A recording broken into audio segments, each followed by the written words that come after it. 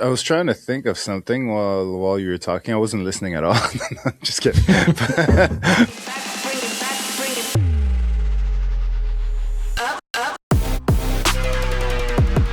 All right, welcome back to the latest episode of Game Day Glare. I'm Lance. I'm with E. This is the podcast for sports videographers. How you doing, E? I'm doing good. A bit sad that it's snowing outside right now. I'm a bit fed up with it. We're kind of getting warm weather these days, so I get excited of not having to deal with all this, and then you wake up in the morning and crushed. That's it. January feels like it's 2 months long. I mean, we're only like halfway through January, but yeah, January is a tough month in Montreal because the other day it was like plus 6 degrees, and then today it's a snowstorm outside, and you don't want to go anywhere. So it is tough, and especially when you're a sports videographer and you got to lug gear or get yourself to the stadium or arena. And there's definitely no outdoor sports you're really filming today. Even skiing, and that would be pretty hard visibly to film. But you've been filming lately, no? What have you been up to? Yeah, well, it's funny because actually that day was a pretty warm day, so I went to film a basketball game, and I was able to just leave my my jacket in the car because I was like, I can walk from the car to the venue and not have to worry about carrying all my stuff. But it was raining though, so anyway, enough about the weather. This is not but yeah, filmed basketball, and it was good because it's been a while filming like professional basketball, and it's a team that didn't play last year, I'm assuming for money reasons, and now they're back this year, the Tundra. So and they're like 5 minutes away from where I live, so very convenient. So yeah, I was trying to test a new. Well, it's not really new per se. In general, it is new to me, a new effect. So I had to film a certain way to get it done. So I'm not sure yet. I haven't really looked at the footage. I'm not sure if I actually shot it right. That's what I need to test in the next week, so I can make a video about it. So fingers crossed, you guys will see something coming soon to my YouTube channel that will explain all of this. And if you don't, that means I failed. No, I'll probably talk about it on a video, but yeah, you might not see the results if it doesn't work. But I'm glad it is nice that team is back. I guess last year they weren't around because you blew their budget the year before by having you film the games, right? Is that why? No, I'm a volunteer. Actually paid to go. This time I forgot actually, but normally the idea, because it's a very like low budget. It's not a very high level professional basketball, so to sort of encourage the team, you buy like the cheapest, even though they give you a media pass and everything, you buy like the cheapest ticket, just just to help as a donation more than anything. It's like $10. But you know what, that shows, like we talk about this all the time on the show, right? Like sometimes you're going to events, it's beneficial for you to not get paid to go to the event, share the footage with them, but you get to do what you want and you have complete control over what you output and what you're filming. So if you don't want to film the third quarter and you want to do talking head stuff and that for your YouTube, you can. And that's where you want to go to an event and not be paid, because that way you could do whatever you want. Where if you were working, say you're wearing a basketball hat right now, the Brooklyn Nets, and you went to the game and they're paying you, well, they give you a list of an itinerary to do, and you got to do that. You won't be able to do anything for your YouTube. No, exactly. That's why most of the people who film themselves at NBA games, it's usually either a phone that they attach somewhere or a 360 camera, because like you don't have time to just play around and do your own thing. You're just doing your work and you're hoping that the 360 cam will get a nice shot along the way. But if you want to do what I do, you need to sort of dedicate yourself to what you're doing most of the time, and you can't do that. Well, at the professional level, if they let you in, great, but it's very rare. So that's why the lower leagues are a lot easier. I put a GoPro on my actual broadcast camera for one game this year, and I've never even checked the footage yet. But that's something that I always struggle with. I have no footage of myself filming these games and that, and I don't even really have the replays that I film because it's straight for broadcast. It's right to TV. So I'd have to go up to the studio after and be like, hey, can you dump the following clips on my hard drive and all that? And it becomes a hassle. So when you do work in professional sports, you don't always have access to your stuff after. If you are the team videographer in that, yeah, I guess you can always back up that card on your home projects and that. But some teams don't like it when you do that, and when you kind of share their footage and that, you'd have to kind of wait till they've already had access to it, posted online, and you could share it after. But kind of today's topic, last week we were like, no, no, no. This week we're saying yes, yes, yes. So today's topic is the work you say yes to and how it shapes your career. So kind of like what we were just talking about with you, how right now you went to this basketball game to try and test the shot in that. And that's very important because you don't always have time to test these things or to take the time to try something new. And sometimes when you say yes to these projects that at the beginning or that you want to kind of maybe grow a bit, well, this is how you are going to get better. So we want to kind of touch on those subjects of the things that helped us along the way, things that we learned along the way, and how sometimes just saying yes does actually change the pathway of your career. That's a great intro. Is it? Yeah. Almost as good as your usual conclusions. That's it. So where do you want to start? You want to start about like the habits that you get when you're starting your career, or the importance of saying yes to that first gig? Because I was very fortunate. My first big gig was with Major League Baseball with the Expos. And they took a chance on me. I mean, I was in communications at Concordia at the time. I did TV, I worked at a TV station, so I did have experience. But like my first day or first weeks there, I learned so much. And I remember one of the first things that I struggled with, and it was not an easy task. I had to wrap up like a 300-foot coax cable for the camera. But I never really knew how to wrap a wire that big, and you have to loop it and do a special thing. Yeah. And man, that wire was tangled. And thank God my friend Peter Pons came and helped me out and came to the rescue. But from that moment on, yeah, I learned how to wrap a cable properly. And it was something that I never thought, I'm like, hey, I'm here to film. I'm here to get highlights. I'm it's for broadcast. What do I need to wrap a cable for? But you have to wrap a cable every time I work. I have to wrap a cable with my camera, and that's something I didn't know. So that was one of the first things that I learned. Is there something in your earlier days that stands out for you that you learned on the job right away that you were like, oh, okay, I didn't know I needed to know this? Well, pretty much everything, in a sense that I did wrap cables as well, but yeah, I think I went to school to learn audio video. More for TV, and then when I got my first job as a production assistant, it felt like all this stuff that I've been seeing in my classes was all theory, but to actually be in real life, it was okay, now I have to actually pay attention, just because I remember what I don't know, the value of a black is 7.5 IRE, okay, but what does that mean when I'm actually doing something about it? That's a different thing. So I kind of had to relearn all that stuff and actually understand what it does and why it's important and all these things. So yeah, I kind of learned the basics at school, but I definitely learned the job on the job, if that makes sense. But yeah, because that's why it's important to say yes, basically, because the job will be the way you learn, really. Yeah, the early gigs are actually your training, right? And you're getting paid to do it. So you're going to learn from the people you work with. You're going to learn from the situations you're put in. And that's a big part of growing. The early gigs taught me, about fast turnarounds, about being efficient. I had bad lighting, good lighting. I was very fortunate at the Habs when we were there back in Centennial. We used to do interviews all the time with all these NHL Hall of Famers. And the NHL was like, hey, we want lighting done a certain way. So they brought in a guy and he gave us a lighting course. And I still use that from this day. It was just 3-point lighting.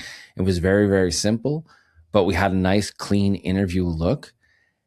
and he showed us how we had, because we had to sometimes switch rooms, or we'd get like, a call, hey, so and so's in town, we had our own studio, can you go down? And we always had to, like, put up the lights and all that. But it taught me how to be fast, it taught me how to think on my feet, and it taught me how to set up the lighting. And that was a great learning tool. At the time, I didn't really appreciate it, because sometimes you're working on another project, you got to run to the basement, you got to rush, you got to set up these lights, set up these poles, set up the mic, make sure that when the guy shows up, you're ready for him. And that's a key thing too, is all these early gigs that I did, it taught me, first of all, how valuable time is, and to be prepared ahead of time. Whether it's get there early. There's nothing worse than having a client show up for a shoot and you're still setting up lights, you're still setting up your tripod, you're still testing audio is not so bad. I usually do that with them because I like to put it to the level of their voice. But having as much done before they show up just relieves so much pressure, because there's nothing worse than setting up all this stuff with someone watching you, looking over your back, and then they're looking at their watch because they want to get out of there. So these were things that I learned early on in my career.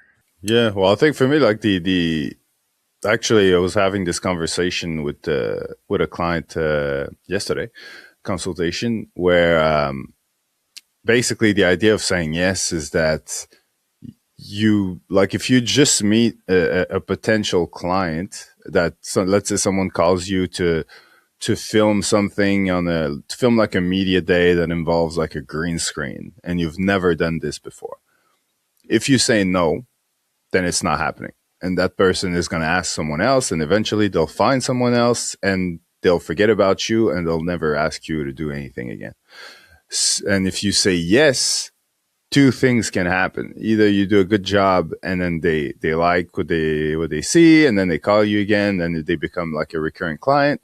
Or you say yes, and because you've never done it before, you do like an awful job at it, and then they don't call you anymore. So the way I see it, you've got nothing to lose, because if you say no, you don't work with them. If you say yes and you fail, you don't work with them. So it's the exact same result. So like, why wouldn't you say yes? You've got literally, like, worst case scenario, you're back where you started. So I multiple times early in my career been asked to do something that I've never done before, and it'd be like, can you do this? Have you done this? And I would say, yeah, of course. Yeah, no worries. I'll do it. And then they ask, oh, how much would you charge? Oh, let me just get back to you. And I'll email you with a price so that I can actually go on Google or ask people I know, how do you do this, so that I can figure out if there's costs involved and how much time it's going to take me, or how much time would it take a normal person that knows what they're doing, and basically quote accordingly. And then once I get the gig, I would just ask people who've done it, like, how do you do this, and ask for tips and stuff like that.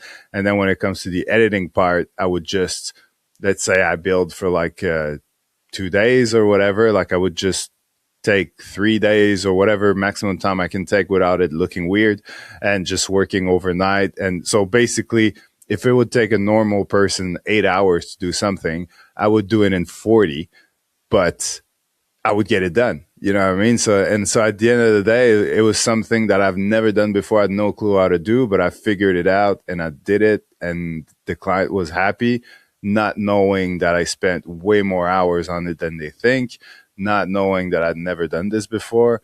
And everybody wins. I get a new client. I've learned a new skill as well. I might have bought a new green screen, and now that's like part of the things that I can do for others.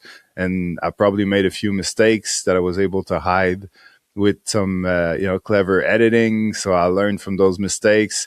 So it's kind of a natural way of growing your sports videography career and business, is just to say yes early to the things you don't really know anything about, which forces you to learn them and get better at it. So, and get new clients in the process. So my point is, when someone asks you to do something you've never done, don't say no, just say yes, and whatever happens, happens. But obviously work hard at it to make it work, because if you do, if you do succeed, then it's a new client. Yeah, because if it scares you, it's usually worth doing. And most people are scared of that growth. I always try to tell myself, well, at least when I started, is everybody has a first day in a job. You could be an astronaut, or you could be a fireman, whatever. That person had a first day. There was a day where they walked into that building and they didn't know, maybe they had an idea, but they didn't know exactly what they were getting themselves into. And the same thing with filming. You'll never know until you actually do it. And I read this quote, and I keep it, handy sometimes, is talking about the thing isn't doing the thing. Planning for the thing isn't doing the thing. Doing the thing is doing the thing. And it's the only way that you are going to grow is by taking those scary moments and taking that leap and doing something you've never done before. Like that green screen is a great example. I remember the first time I did green screen, and I was so focused. And you know what? Reach out. Like, we're lucky. There's YouTube. There's plenty of online learning tools and that. But if you're in this industry and you do know people in the industry, reach out to people. Reach out to your friends. Reach out to past coworkers. Ask questions. Be curious. Because I remember I did a green screen, and it was good. The green screen was lit perfectly. My subject was lit perfectly. And then one of my friends came by and he was like, "Oh, you just need a little backlight on the guy, and it really separates it and it's easier to key." And I was so focused on, I need a flat green screen. I need my subject really lit. But that little backlight made all the difference in the world, because it really helped the shoulders pop, and it was very, very easy to pick it with my Ultra Key. So that's a little tip that one of my buddies gave me. There you go. See, I got my blue and red, but it's not as good, But anyway, these are just little tips that you'll go and you'll learn along the way. And another thing too that's very important when you first start, or when you're getting clients you're not sure, is do tests at home. If you get a green screen and you've never done a green screen before and you have a client that wants you to do it, there's nothing that says you can't set it up in your basement, set up your lighting, film your own clip. You could talk for 30 seconds if you want on camera, but then you get the chance to play with it, to try the effects, to see how it actually looks. And there's so many times where in my house, my wife's come home from work and she's like, "What are you doing?" And I have my basement all set up as if I'm having someone come over for a shoot. And I'm like, "Oh, I'm just testing this mic. Oh, I'm just testing this. I just want to see how this lens looks." And that's how you get better at it. And it's all part of the job. Yes, I'm not getting paid for when I'm setting up stuff in my basement, or when I'm testing a new lens or testing a new mic. But by me testing it, it reassures myself that it works. It reassures myself what the limitations are of that. So yes, now next time a client asks me, "Hey, I want to do interviews. I want a shotgun mic over my head. I want this, I want that." Well, I have a new shotgun mic thanks to my buddy E, that I tested out. So I know it works. I know it's good. So these are the little things you have to do. Did you think it was not going to work? No. I just want to see like how good it was. I don't know. He's pranking me. No, because E hooked me up with this. It's because actually I wasn't sure, because I usually E gave me this nice wireless shotgun mic for my overhead interviews, and I've always used a wired one with phantom power and all that. So I wasn't sure, so I wanted to test it out to see how it was, and it was perfect. 32-bit float. It was great. It was everything. It was actually it passed my expectations. It passed my expectations. Okay, calm down. But these are things. No, but these are things that I'm not going to bring it to a shoot and try it there. Yeah. I'm going to try it on myself. I'm going to make sure everything's good. I even check to see how long does the battery last. I have no idea. I left it on for a day and it was still on. So I mean, it's pretty good. It's at least longer than 8 hours. Anyway, these are the things that help you grow and help you get better. Like you with your YouTube, right? In your house, how many places have you tried different setups and stuff just for yourself?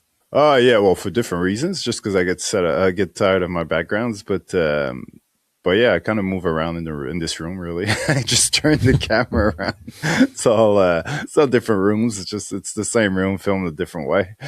But yeah, I do try to more for my my camera work, especially, like, you try to improve, and you never, sometimes you look at other people's videos and you're like, feels like their video looks much better than mine. And I watched like some of my YouTube videos and like, I can't believe I thought that looked good. So I'm always trying to see if am I, overexposing and I'm not realizing it. Am I, is there something I'm doing wrong?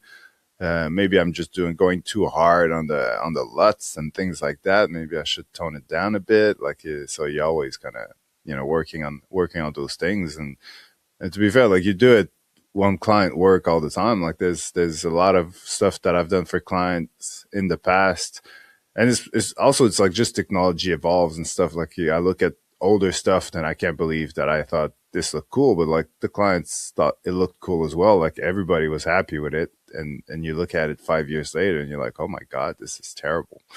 But so it's just that we know what we know at the time, and we're happy with it, and then things evolve and it's just different. But yeah, I think when you're working, like we're talking specifically like at the start of your career. That's why like last week we were talking about saying no because you don't want to be overworked and you have to be smart about it.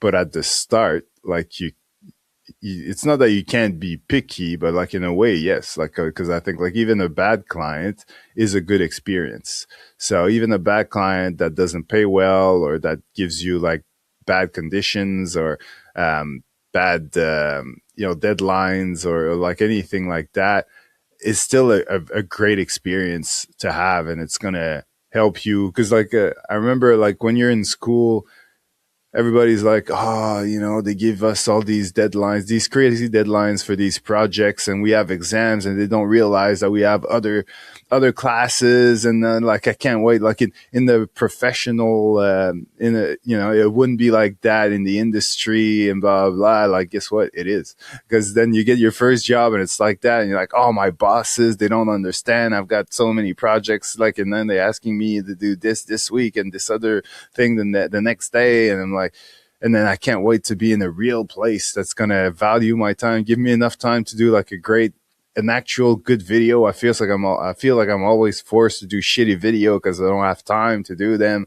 It's always like that. I've never been in a situation where I felt like I had enough time to do the video that I wanted to do. So like it's something that you need to learn at some point in your career, and the earlier the better, because that way like you adjust and you adjust the way you're editing, you work on your shortcuts and your structure and all that sort of stuff. And it's going through those phases that make you better. It's not, if you're always waiting for everything around you to get better, nothing's going to change and you're just going to be miserable. Like you have to go through these hardships to realize that you're the one that has to adjust and get better in those conditions.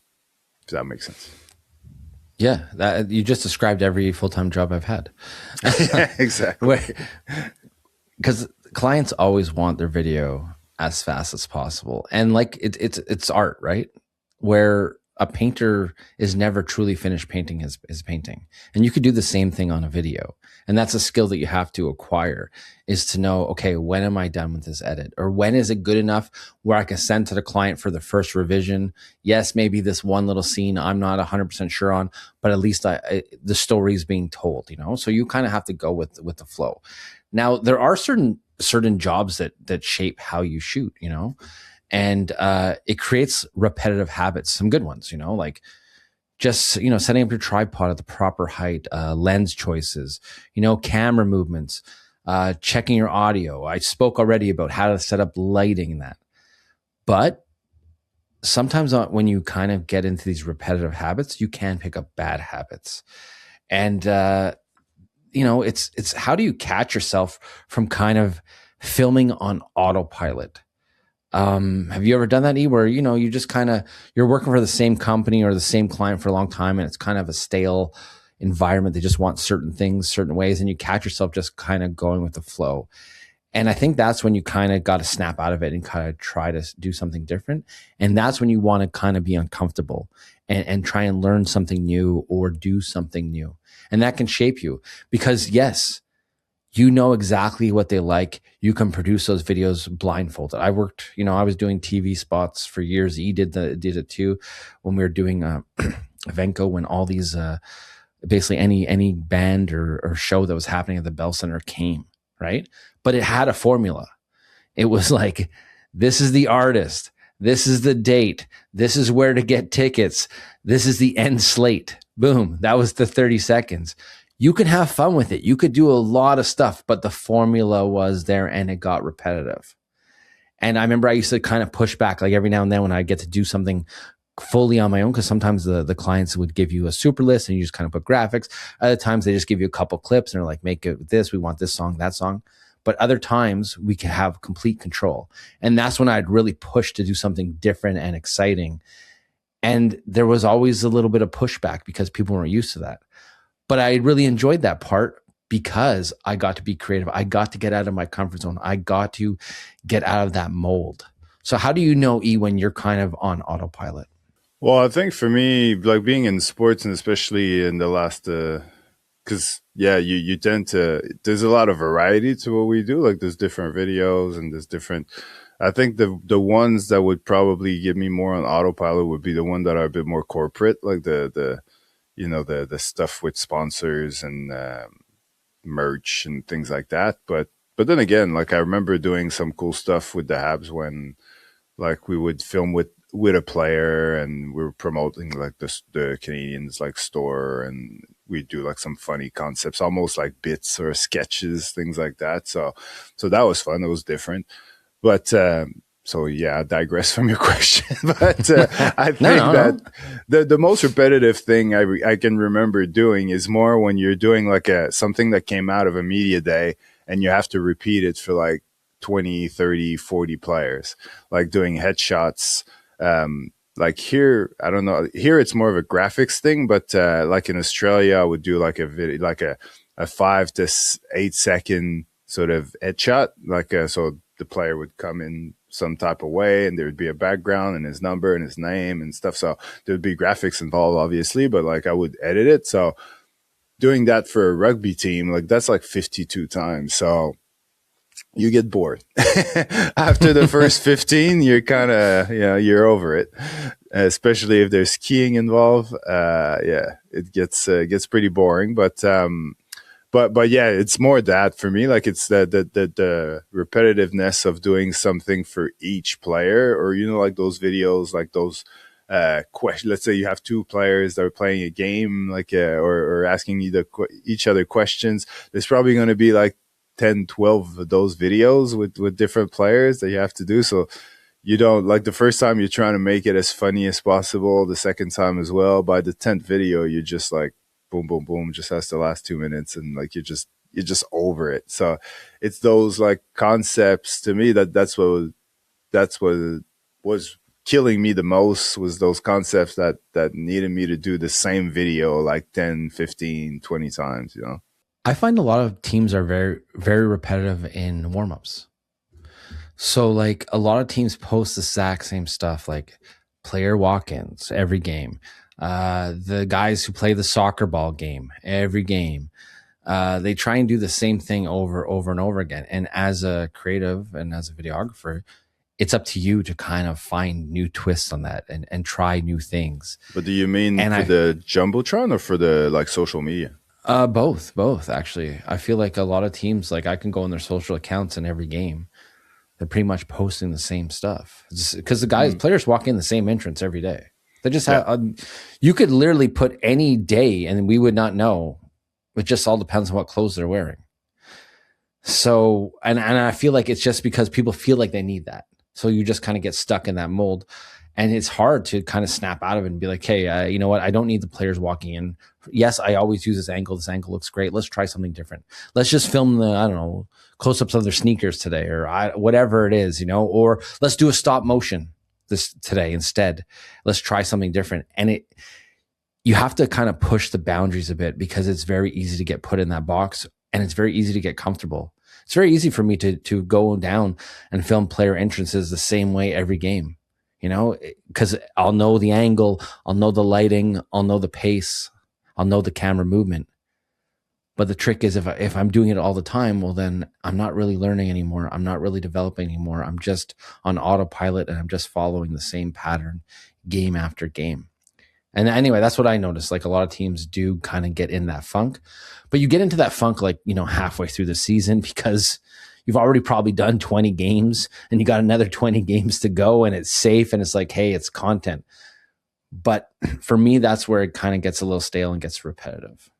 And I feel like I on autopilot, even me when I film hockey games and that, like there's times where it's the same thing over and over again. And I'll try and find ways to kind of push the boundaries a bit, because if not, I kind of get lost in the game too, because it's just game after game and filming so many games. It all kind of blends together. Like if you ask me about a certain game or a certain moment, it's very hard for me to recall because it's all the same. Yeah. So how would you go about being more creative? Like, what would be So I would come up with a new plan. I would try and look for things that kind of motivate me or kind of push me or try something new. Like, how you just said you went to a basketball game and you filmed a different technique, something you're trying. I would look for trends or something that I could try that's completely different, I mean, especially now, say with AI, right? So if I'm taking player entrances, I can easily, if I have the same shot and I feel like my company only wants the same walk-in shot, well, now with AI, maybe I can change all their clothes or have them change into their gear or try some new trend or try something that pushes me in editing. Because you're not always going to be put in that box just for filming. Sometimes it's for editing too. So even if I'm in that box and I really like the player entrance, well, maybe on the editing part is where I can get out of it and kind of push and try something creative and try some new effect in that, And that's what's important, is being uncomfortable. Because I would be uncomfortable doing that. If I was, so used to filming player entrances and all of a sudden I'm like trying to use some AI technique or trying to have the guy transform from his suit to his jersey walking, or something like that, some effect like that, I would be uncomfortable creating that. And then it's uncomfortable too when you kind of give it to me. You're like, hey, I did this today instead. And I'm like, whoa, it might be great. It might get rejected. You don't know either, right? So it's all part of it.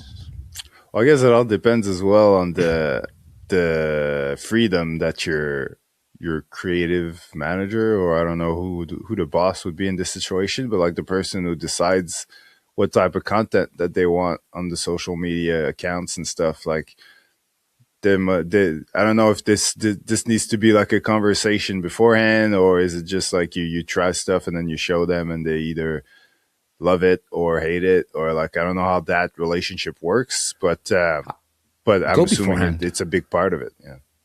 Yeah. Talk beforehand, communicate beforehand, obviously, because no one likes to just be surprised. I mean, there might be a surprise at how good the effect turns out, but I would talk about it beforehand for sure. There is one other thing though that honestly saying yes really has taught me well, and it's dealing with pressure. Like no one realizes the amount of pressure you are on as a videographer. You're wearing multiple hats. Like, first of all, I have the pressure of capturing the shot. I have the pressure of having good exposure, good composition, good lighting, good audio, and I don't know about you, but there's been times where I've driven home from shoots and I'm like, is my stuff good? Is it not? Like there was one part where I was kind of distracted and then I realized, oh shoot, I left it on auto white balance, say for instance, because these little mistakes do happen. And then you're stuck later getting home, putting that card and being like, oh, okay, it's good. Or if you have a piece of equipment that malfunctions during your shoot, which happens sometimes, like you have a mic issue or a card problem or your battery ran out. And by the time you switch the battery, you missed a play and you're worried, oh my God, is this going to affect my outcome? So saying yes to a lot of jobs early taught me how to deal with that pressure, taught me, what the ups and downs are of this industry, because not everything runs smoothly. And it's taught me like sometimes to just take a step back, take the second, double check my stuff. I'm working with talent, an athlete, and he says something, I'll stop him. Like we used to, when we first started, we were like almost afraid to tell athletes like, hey, we got to do a second take, or, oh, that was really bad. Do you mind doing it again? Now that I'm older, more mature, I'm like, oh, sorry, listen, can we try that again? Or can we rephrase it? Or, like this year when I said there was a bee flying around, I had to stop and be like, hey, can we wait for this bee to go? Cause it's going to be in our shot, So you have to learn how to read the room. And that's something that comes with experience. You're not going to be able to read the room and have complete control of the situation day one, or day two or day three. Getting your reps in is what helps you get to that point. And by saying yes, it helps you do those reps. So do you remember a situation earlier in your career where that was maybe one of the most stressful ones? Oh man, I had some stressful ones. So I remember specifically, we launched this program, this recycling program at the Bell Center. And the idea was we were going to do two 30-second commercials for the Jumbotron on this recycling program. So we were filming it, and downstairs they have this where all the restaurants are and all that, and they have these nice recycling bins set up. And I was given 15 minutes with two of the athletes to film these 30-second spots. That we didn't really have a script, we just had kind of an idea. And I was a lone shooter filming on a handheld HDV, and I had to like mic them up. And anyway, it was so stressful because I was just started becoming a full-timer. I had the whole marketing team standing there who was sometimes getting in my shots. So I had to tell them like, yo, you're in the background. So could you guys come behind me? If you're not behind me, you might be in the shot. And I pulled it off, but let me tell you, I used every ounce of possible footage that I could to create that. And I even went back down after and filmed like the garbage and redid shots myself without the players, that so you couldn't tell because I was missing stuff, because there was so much footage I couldn't use because there were so many people watching me film this that they were in the background of those shots. And I remember like sweating, man. My shirt was drenched. Like I had another shirt on top. I remember my shirt being so drenched, and I was so nervous because I just wanted it to go so good. And I felt the pressure of everybody watching me. And it was hard because I'm this young kid. I'm with these two athletes and I have to direct them. But yet you have a big boss there who's directing you constantly. And it was like, it wasn't a good situation that like to work through at the time. But I pulled it off. But it took me, like, you know how you said 40 hours of editing? Well, I remember staying late the day before it was due, making sure, going over it, checking things, running downstairs. Because the good thing is the lighting doesn't change there at least. So going with a stick, and it was just something simple where the two players see like garbage on the ground and they have a stick and they one guy flips in the garbage and the guy's like, no, no, no. He blocks it down and he puts it in the recycling. You're like, it's very simple. But when you're filming that and you're focusing on the stick and the garbage can, you don't see the VP of marketing standing in the shot like this watching, and then that shot scrapped. So I had to do a lot of stuff. So I remember that being very, very stressful. And the other stressful thing I remember was my first Expos game. I'm in center field and I'm filming and I'm on this big camera, and I'm filming, and my director at the time, Chantal, is like, "Oh, your focus looks soft." And I was like, "What? My focus looks soft, but my monitor's so crap." And I remember like stressing out about my focus that whole day. And then once I got through that and I realized, you kind of figure out the focus on it, because basically you're filming the batter and the pitcher, and then you're pulling back if he hits a shot. And once I figured out those focus ranges, then I was fine. And I put like little cheat sheets on my handle at the time, like where to mark it and how to go. But that was a high pressure situation for like a first day. What about you? You have any good stories? Because you were in some pretty interesting stuff. I remember you going to like Calgary and your camera freezing up and crazy things like that happening to you on a winter classic. Yeah, but like I was trying to think of something while you were talking. I wasn't listening at all. I'm just kidding. But no, I I'm was used to listening. it. But like I was trying to figure out what I was going to say, and like because I definitely felt pressure, but I can't remember like a specific story. Like first, like for sure, my first green screen was like very stressful, filming and editing, because I think the filming didn't go that well. So not that the filming itself didn't go well, but like there was probably a lot of creases in the green screen. There was probably not the best lighting to begin with. Actually, I remember my first gig in Australia. I did a media day ish. We were basically filming those headshots I was telling you about, and because I was smart. I was like, let's stay away from a green screen. Let's make sure that I don't overcomplicate this, because I didn't have any equipment. I didn't really have much money. I just moved into no, I didn't just move in, but I didn't really have money to start a business. So I was, I just bought a camera. I think my girlfriend at the time actually like lent me some money so I can buy the camera because I just got a client. Now I need a camera because I sold them like on the idea of making videos before actually buying the gear, because that's what you should do. You shouldn't buy and then expect clients. So And anyway, pay in advance so I can buy yeah. that camera. So all that to say that like I show up to this. The idea was to do it in the locker room, to have kind of a locker room background thing, and they would put on their jersey. Yeah, I think they were putting on the jersey, and so the it would reveal kind of their name and number, and then they would turn around or something like that. Anyway, it's in the locker room, and I just bought like lights that were the type of lights that you would buy at Home Depot for like $30. You know what I mean? Like it was at the Australian version of Home Depot. I just bought those type of lights and tried to bounce them off the walls. And I think one, I didn't really have like that many extension cords. I probably had one. So like one was pretty, you know, the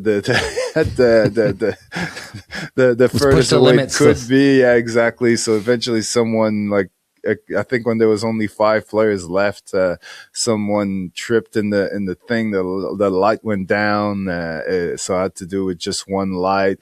And I remember working with the same clients probably a few years later, and we've got this big. I think at that point I'm not even filming. I've got someone filming for me because I'm directing, and I've got all these. You know, there's probably like a guy there that's taking care of all the lighting, the setup, and it's a whole like, you know, a proper media day. And that marketing manager that hired me the first time is like, "Hey, we've come far from those Home Depot lights, haven't we?" I'm like, "Yeah, you sure did, yeah, exactly." But but yeah, it's just, yeah, those situations where you just make with what you've got and you hope that it's going to be professional enough so that you look. Because the same thing, I don't know, it wasn't the same client, but like similar situation. I was filming something and I needed lights again. So I bought like on YouTube, not on YouTube, but like on the Amazon, what was called like a YouTube light kit. It was like probably 2 or 3 lights that came in some type of cheap softbox thing, but it's all made of plastic. So as soon as we started filming, it started, you know, the light bulb gets pretty hot. So all the plastic around it starts melting. So like 15 minutes in, you hear like a pop, and then the light goes off. It is just like it was a good thing that there was a softbox, like a diffuser in front of it, because otherwise, subject could have gotten glass, hot glass, I might add, into their face. But yeah, so the light went down pretty early. So yeah, situations like that, you kind of play them off and like, oh yeah, we'll be fine. And you're thinking, yeah, it's much darker than it was 2 seconds ago, but like, yeah, we'll figure it out in the edit. So in the edit, you work extra hard to make sure that these things don't really matter or don't change anything too much anywhere. So it's very stressful when something like that happens, when like equipment, you know, fails in the middle of a shoot, or you're using equipment you've never used before and you're not too sure what you're doing, and you ask for like a 5 minute break to, I just need to fix something, just give me a minute. And then you just, you know, that minute goes by, you haven't really figured out anything, and then the manager's like, so are we good now? Are we good? Because like the players are getting a bit. You're like, yeah, we're good, we're good, we're good, and you're like, oh, I'll figure it out in the edit. So yeah, those situations happen to me a lot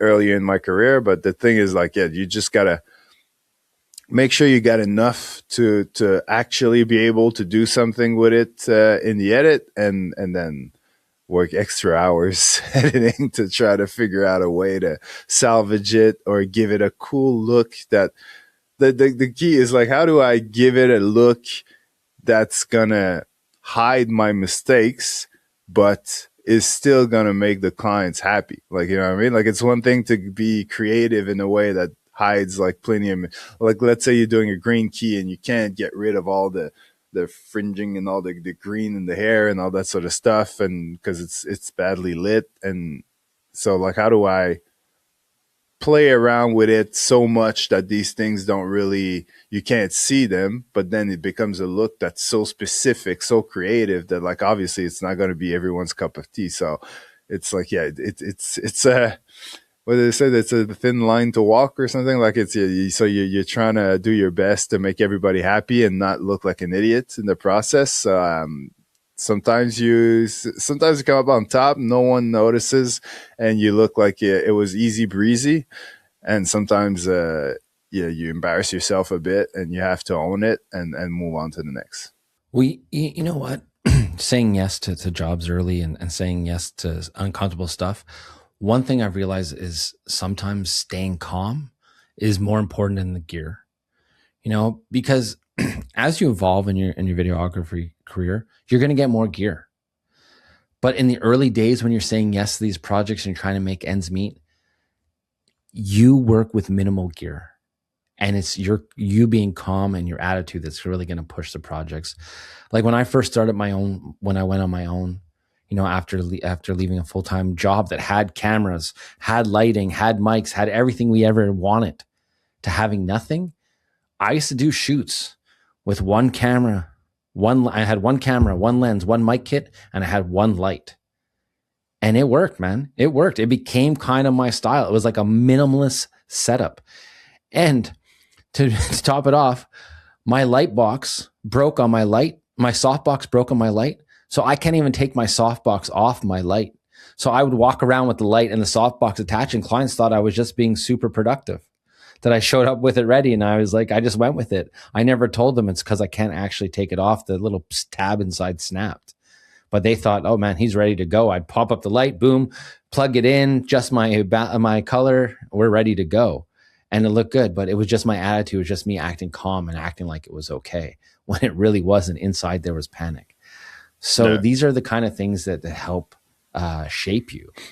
Yeah, know? but I'll say also like I don't know if we're close to wrapping up, but like I was gonna say, one thing though, if things go, badly, basically if you say yes to everything, sometimes you're not gonna, you're not gonna make. It's not always gonna end perfectly with you going out on top. Like sometimes you're gonna make mistakes, and then the people who hired you are gonna say like, "Why does this look so bad? We thought it would be so much better." And you need to own it. Like, don't try to find excuses. Don't invent a reason for it not to be up to their expectations. Just own up to your mistakes or to your lack of experience, or like don't try to make excuses for it or try to weasel your way out of it as if it's not your fault when it obviously is. Because when you do that, that's like, people can accept that someone made a mistake. What they can't accept is that someone made a mistake and try to blame someone else or something else and try to make it look like it wasn't their fault and they have nothing to do with it. Like if a client or an employee of mine would have that attitude, I would never work with them again. Like, it's just the most annoying thing in the world.